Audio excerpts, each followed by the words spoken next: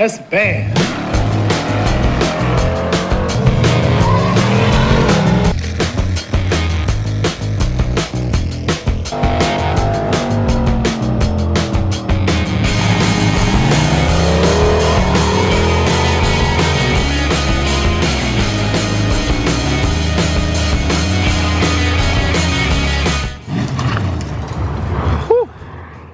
Alright, back in the garage again today, working on the Mustang, and I'm holding off on a few things. Like, I need to finish weld the hot side, but I want to wait until I get the new radiator in there to make sure that the wastegate's going to be in the right spot, because I don't want to pull it out, weld it, put it back in, figure out wastegate, pull it back out, all that. I'm just lazy, you know? So I want to do all that at once. So waiting on the radiator, I figured now would be a perfect time to get started on the cold side. So I need to pull the bumper cover off, get this like inner bracing crap out of the way, and get the intercooler in here. Now this is just a real cheap, it's supposed to be a VS Racing one. I'm not sure if it is. I got it on trade for some stuff, but it's a 3-inch by probably like 26, 27-ish core. So it should be real right at home in this. Yeah, this one is a 4-inch core. This is the Huron Speed one I'm actually going to be using on the 55. I also got these two. They were both on the RX-7 at one point. Pretty close to 4-inch cores, maybe 3.5. So basically just waiting on stuff to show up now. So like I said, we're going to pull this off.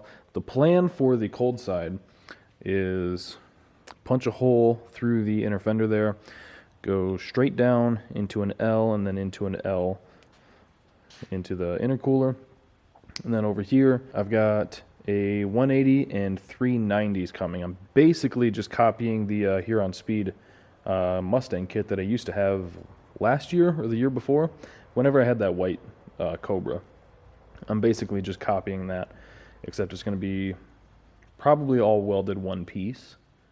That one was split into two, which I might do, just so it's easier to get it in and out. We'll see when we get there, though. Pretty sure I over-explained that, but you guys get the point. I'm kind of just putting off getting to work on this thing, because I don't like the cold, and it has been chilly the last few days. Let's get to work. All right, it took me a second to figure out how to get this thing off, because there's like little tabs on the front there. But we got it. So now we can see all this big, bulky safety that we're getting out of here. We don't need no safety where we're going.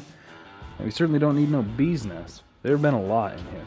There's a bunch packed in behind the side marker light. You can see over there. There's another one behind the headlight here. Now we got this guy here.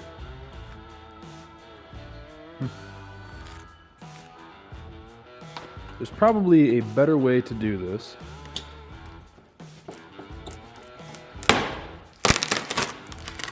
A less messy way to do this for sure.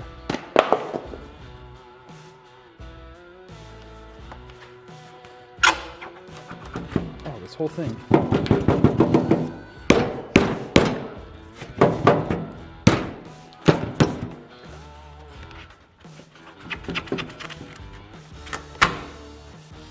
There we go. Two-piece front bumper. All right, now I need to get this whole section cut out and this section cut out so we can pull this core support deal off, or bumper support, I guess.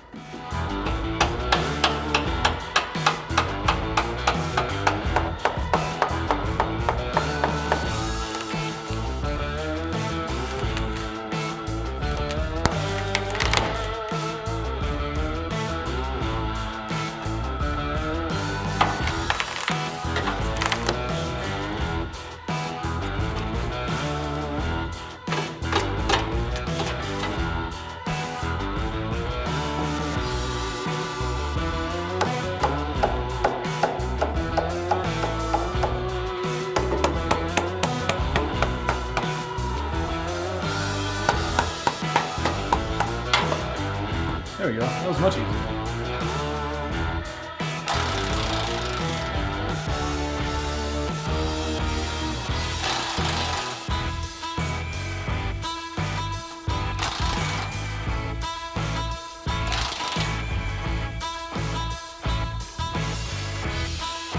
All right, now that all this junk is out of the way, holy crap.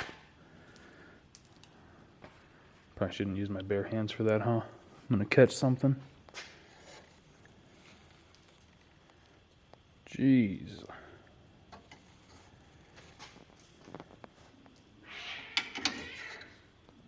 Cats are fighting. Wow. All right, good opportunity to spray a bunch of something down those frame rails. Anyway, moving on. I need to trim this, get them out of the way. 31 wide, so that takes us a little bit past those. Okay, I think I've got enough flat stock to make something. Yeah, I've got some there that'll work, and I'm sure that stuff's way overkill. I should have some somewhere else too. I've got the intercooler bracket from the Huron Speed Kit. It doesn't quite line up with the mounting points on that.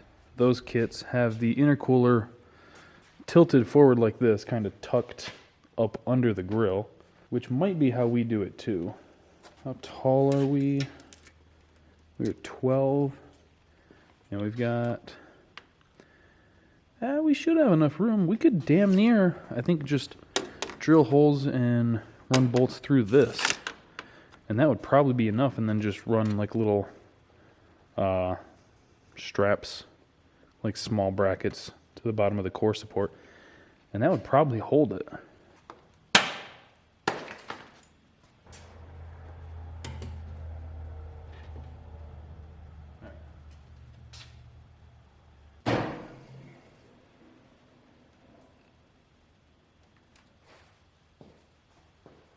End of this is just inside, like basically lined up with there.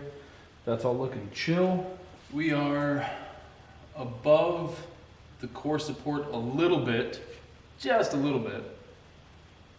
I think this will be perfect, to be honest. Yeah, I think we just drill some holes up here, and we're basically, well, add something at the bottom to keep it from flopping around, but it doesn't get much more simple than this. I'm not even gonna overthink it. I'm just gonna mark it, drill it, send it. This whole channel just kind of operates off of vibes. If the vibes are good, we're feeling good. Right there. Let's line that up. Make sure that we've got a good unit of measurement.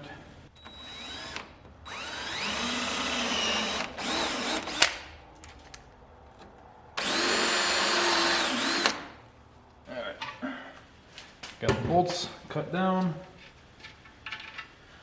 I'm gonna need washers for them, but right now we're just mocking things up.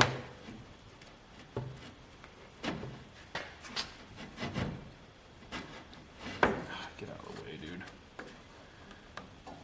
This one's gonna be like that too, I bet.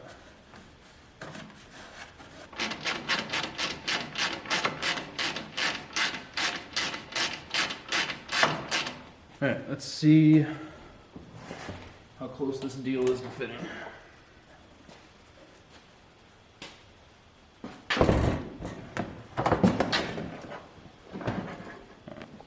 All right, that's good enough. How are we looking on all this? We're looking great. We're looking damn good. Get a look at that. The thing that's nice about this is that's a pretty common size intercooler, so we could always upgrade to like a 4-inch core one. We'd have to notch these corners out a little bit perhaps, but aside from that, it'd be basically a bolt right in.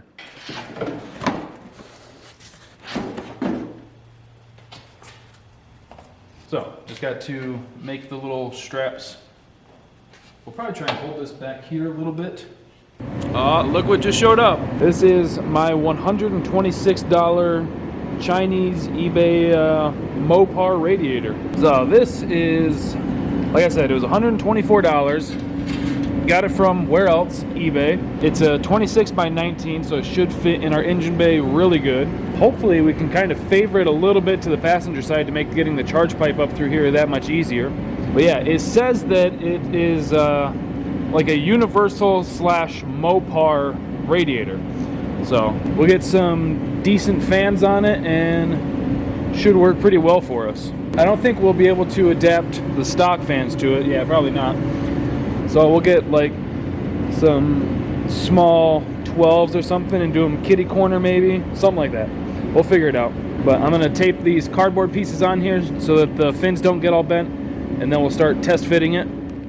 All right, got this roughly sitting in place. I mean, obviously it's leaning, but if we get it kind of like that, that should give us plenty of room right through here to bring the charge pipe up. Might have to get a 45 for the thermostat housing. Silicone couplers for the end, and then make the radiator hoses out of 1.5 inch aluminum. So yeah, let me figure out how I want to mount this thing, because that's gonna be... Why would you move? Shut up. I might be able to make a couple brackets at the bottom with those rubber isolators. I could just do the same thing I did for the Skylark for the top, just like an L bracket with some isolators on it to help hold it in place. The radiator was one of the bigger things that I needed to get in place before I could like make this side of the charge pipe or think about the exhaust off the turbo, the downpipe, things like that. So it's really lucky that that showed up before everything else did, because we're still waiting on the straight section of 4-inch for the downpipe.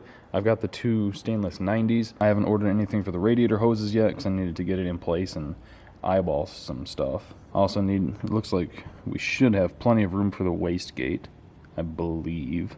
Yeah, and then obviously I couldn't make the charge pipe over here until I had all that in place. So I'm gonna get started making some mounts for this, and we can keep on keeping on. All right, radiator is more or less mounted. Just made a quick little 1/8 inch by 1 strap to hold the top. Welded a little deal down there to like a little pedestal to sit it on. I still need to glue down some insulators for it. It's just sitting in there kind of as mock-up right now. Actually, if I can find the foam, I'll probably do that now. But yeah, that is in place. It kind of can't go anywhere. I thought about welding a lip down here for this one, but I honestly can't get it out of there. Anyway, got a 90 out of the turbo, 90 down here to kick it out the bumper. Wow! What are the odds you're gonna stay? I'd say very slim.